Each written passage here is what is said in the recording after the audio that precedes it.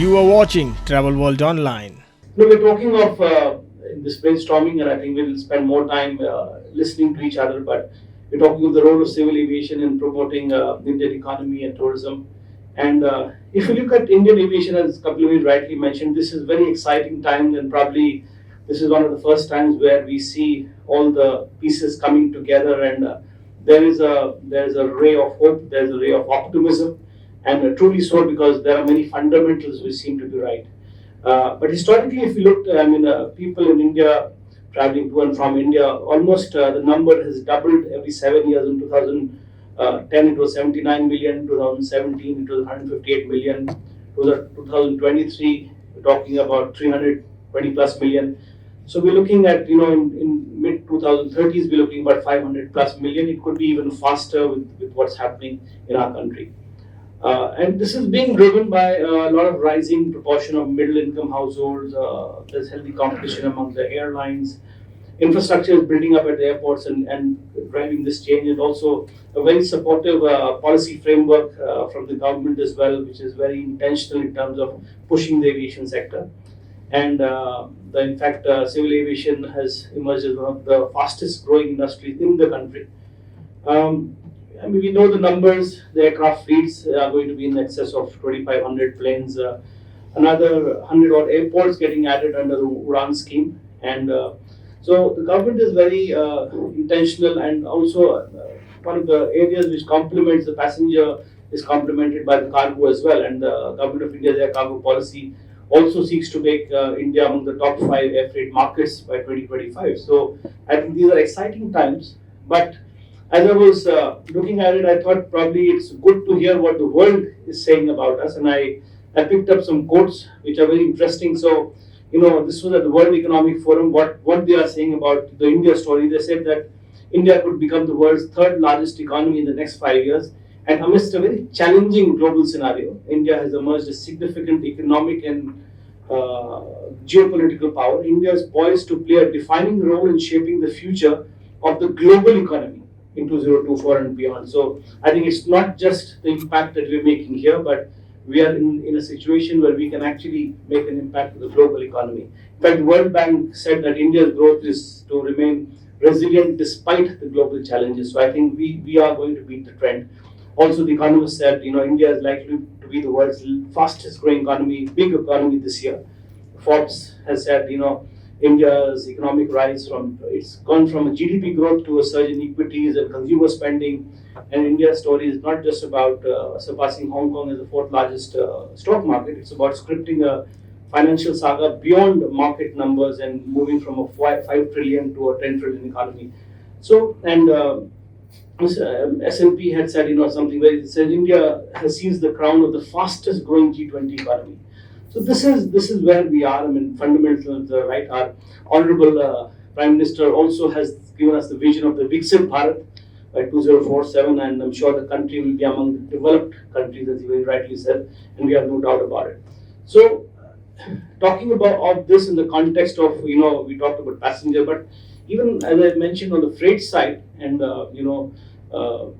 because of my role, this is something very close to my heart as well. So, air cargo growth is also tied to economic growth, and in fact, we have been given a very ambitious target of achieving 10 million metric tons by 2030, across a 3x growth from where we are currently. And I'm sure it is very much achievable. I was also talking to some of my senior colleagues in the industry, and they are very optimistic that this is achievable. There are things that support it. If you look at the smartphone exports have actually tripled since 2018. Foxconn has set up multiple plants in the country. Apple is now looking at moving 25% of all iPhone manufacturing to India.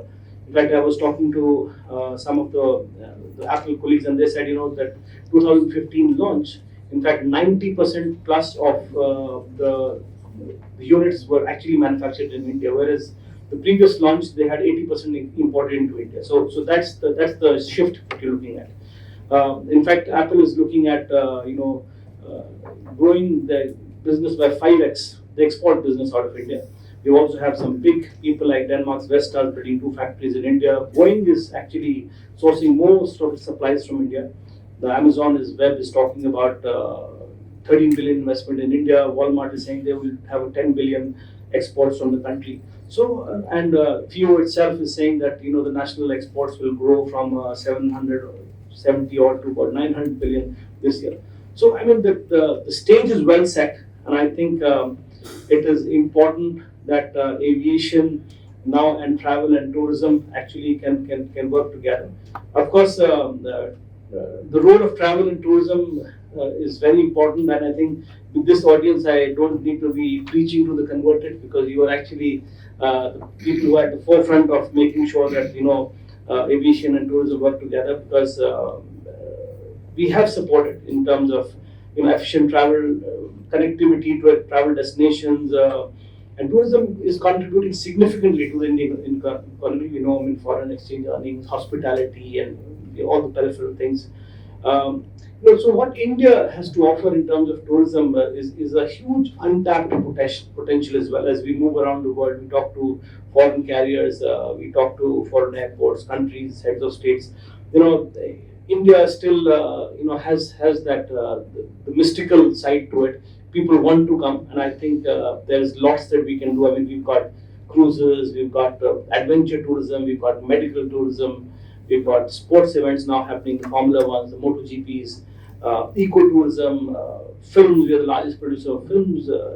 Rural religious tourism. So there's so much happening, and I think the testament is last year till about September we had about 6.4 million foreign tourists coming into the country. But an important element is also about 1.7 billion domestic tourists moving. So I think that is also a very major shift which is happening, and there have been some initiatives by the government as well. That's Desh Dekho and things like that, which is also helping. We as at the GMR airports have been very fortunate to be part of this aviation journey. In fact, we are the second largest private airport developer in the world, along with our partners now, and operating Delhi, Hyderabad, Goa. Interestingly, a major tourist destination. Fortunate to open the Mopa airport, and working very closely with airlines to build networks. 3 carriers operating, major operations out of Delhi, and including others. We're starting the Bhogapuram airport. So, in conclusion, I think I would say against all this backdrop, we have the fundamentals are right, and what we're really looking at, probably we will have a lot of ideas coming in, but this we need to expedite development of tier 2 and 3 infra, including airports and the supporting infra, because we really, if we need for India to grow, the growth has to be all pervasive. It has to be across the country, and the faster we develop a tier 2 and 3 infrastructure, the more the uniform growth and across the country which can happen. And also another ask would be, there is a lot of privatization of airports. We've seen the benefits of that, and there are more which can happen, which can again lead to the growth in the country. So I will pause there, and I will hand over to you, Suhasar, and then probably as part of the brainstorming we'll take it from.